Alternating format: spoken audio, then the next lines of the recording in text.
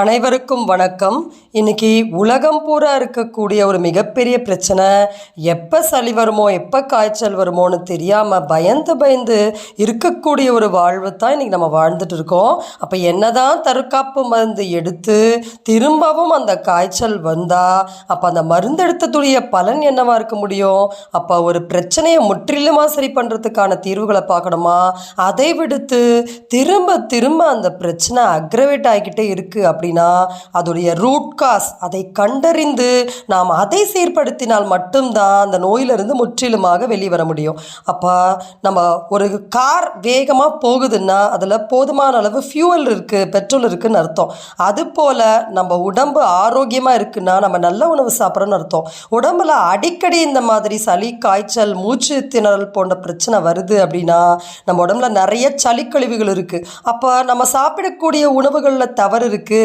அப்போ அந்த தவறை திருத்தி கொள்ளும்போது நிச்சயமாக அந்த பிரச்சனையிலிருந்து முற்றிலுமாக ஒருவரால் வெளிவர முடியும் அப்படின்றத நாம் புரிந்து கொள்ளணும். அதற்காகத்தான் இன்றைக்கி நமக்கு ரிசீவ் ஆன சில சளி, வீசிங், ப்ரீத்திங் டிஃபிகல்ட்டி இருக்கக்கூடிய பேஷண்ட்ஸுடைய டயட் ஷீட் பற்றி நம்ம ஷேர் பண்ணியிருக்கோம். இதை பார்க்கும்போது நாம் என்ன புரிந்து கொள்ள வேண்டும் என்றால், ஜீரண மந்தம் தான் இந்த சளி மூச்சுத்திணறலுக்கான காரணம். அப்போ என்னதான் நம்ம மைக்ரோப்ஸை புதுசாக அதன் மேல் பழி போட்டாலும் அந்த எல்லா வைரஸும் பாக்டீரியாவும் நம்ம உடம்பில் இருக்கக்கூடிய சளி கழிவுகளை, இரத்தத்தில் இருக்கக்கூடிய கழிவுகளை உண்பதற்காகத்தான் நம்ம உடலில் உற்பத்தி ஆகிறது அப்படிங்கிறத நம்ம புரிந்து கொள்ளாமல் அந்த மைக்ரோப்ஸை நாம் அழித்து கொண்டே இருக்கும் வர இந்த பிரச்சனையிலிருந்து நம்ம முற்றிலுமாக வெளியே வரவே முடியாது. சரி, இப்போ நம்ம அந்த டயட் ஷீட்ஸ் பற்றிய முற்றிலுமான தகவல் பற்றி பார்க்கலாம். இப்போ நம்ம பேஷண்ட்ஸோடைய டயட் ஷீட்டை ஒவ்வொன்றா பார்க்குறதுக்கு முன்னாடி இப்போ பொதுவாக நம்ம ஒரு லிஸ்ட் ஆஃப் ஃபுட்ஸ் கொடுத்துருக்கோம். அப்போ இந்த லிஸ்ட்டில் நீங்கள் பார்க்கலாம், மில்லட்ஸு, பாதாம் எல்லாமே மென்ஷன் பண்ணியிருக்கோம். இதெல்லாம் நல்ல ஃபுட்டு தானே, இதெல்லாம் ஏன் அவாய்ட் பண்ணணும் நிறைய பேருக்கு கேள்வி இருக்கலாம். அதாவது சளி என்பது ஜீரணமின்மை தான். அப்போ சளி இருக்கும்போது ஒரு 2 மாதம் ஹெவி ப்ரோட்டீன் அண்ட் ஃபேட்ஸை கண்டிப்பாக ஸ்டாப் பண்ணணும். ஏன்னா பாடியால் பிரேக் டவுன் பண்ண முடியாது.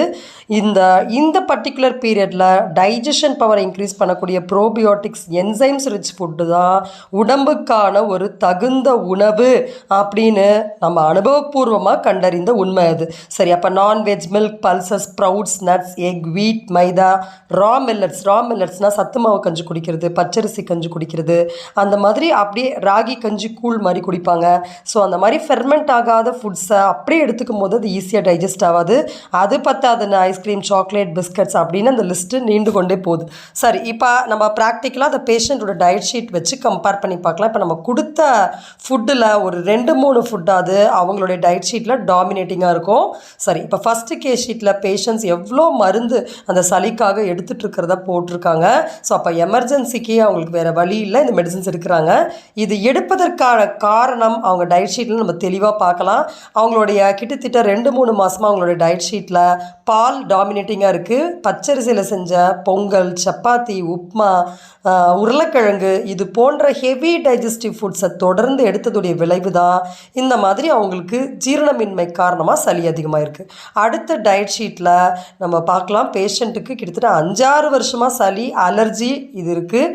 அவங்களுடைய டயட்டில் நாட்டுக்கோழி வறுவல், நிலக்கடலை, பருப்பு, இந்த மாதிரி ஜீரணத்துக்கு மந்தப்படுத்தக்கூடிய களி போன்ற விஷயங்கள் தான்.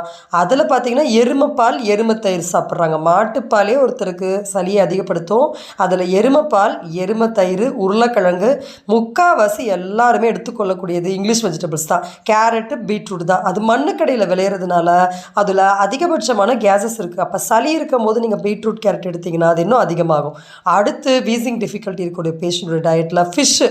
சரி, நான்வெஜ் புரோட்டீன் வந்து சிக்கன்லேயும் மட்டன்லேயும் தான் இருக்குது. ஏன் ஃபிஷ் எடுக்கணும்? ஃபிஷ்ஷில் ஒமேகா ஃபேட்டி ஆசிட்ஸ் இருக்குது, ரொம்ப நல்லது. அப்படின்னா நம்ம நான்வெஜ் சாப்பிட்டாலே நம்ம ரத்தத்தில் அந்த கழிவுகள் ரொம்ப அதிகம்.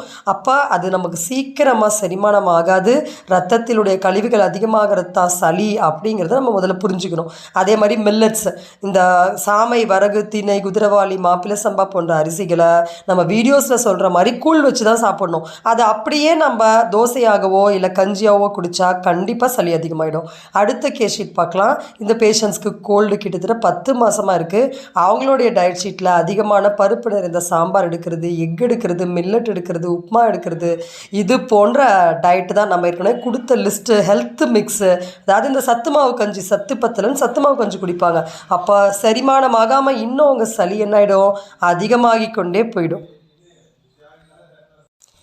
நம்ம அடுத்த கேஸ் ஷீட் பற்றி பார்க்கலாம். இந்த பேஷண்ட்க்கு breathing difficulty, cold, inhaler use பண்ணுற அளவுக்கு இருக்குது. அவங்க டயட்டில் டாமினேட்டிங் ஃபுட் பார்த்திங்கன்னா சிக்கன், மட்டன், ப்ரான் இதுதான் அதிகமாக இருக்குது. அப்போ இது அவங்க வாரத்துக்கு ஒரு வாட்டி எடுத்துக்கிட்டாலும் வாரத்தில் 3 நாள் சளியில் தான் இருக்கணும்.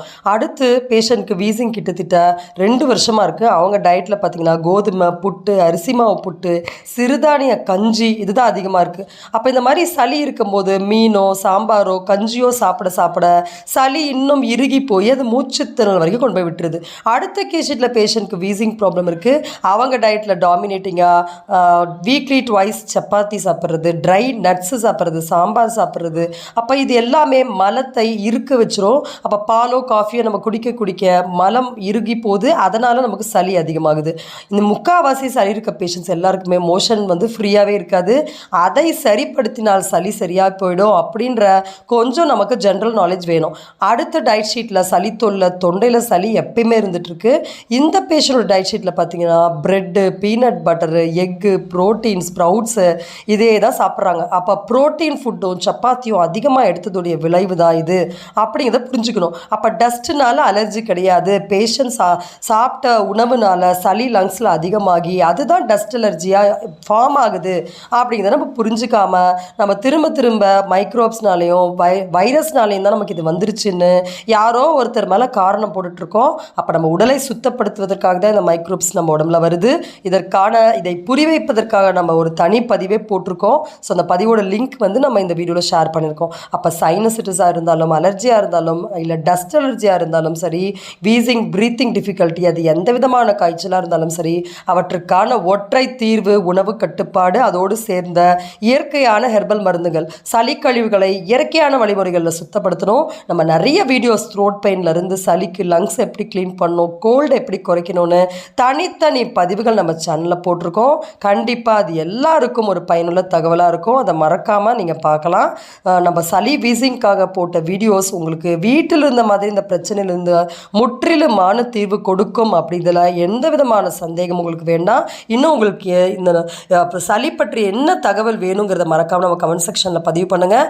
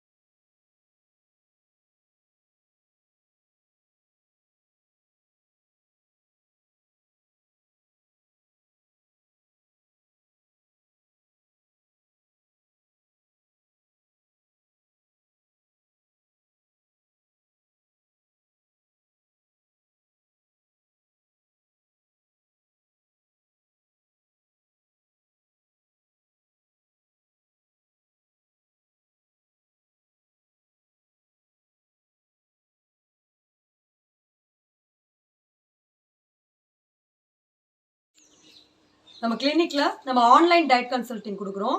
அதாவது உங்கள் நோய் பற்றிய விவரங்களை நீங்கள் வாட்ஸ்அப் நம்பரில் அனுப்புனீங்கன்னா அதற்கான முற்றிலுமான தீர்வு நம்ம கிளினிக்கில் உங்களுக்கு கிடைக்கும். நம்முடைய வாட்ஸ்அப் நம்பர் 967774000956. இந்த வாய்ப்பை கொடுத்த இறைவனுக்கு நன்றி கூறி விடைபெறுகிறேன். வணக்கம்.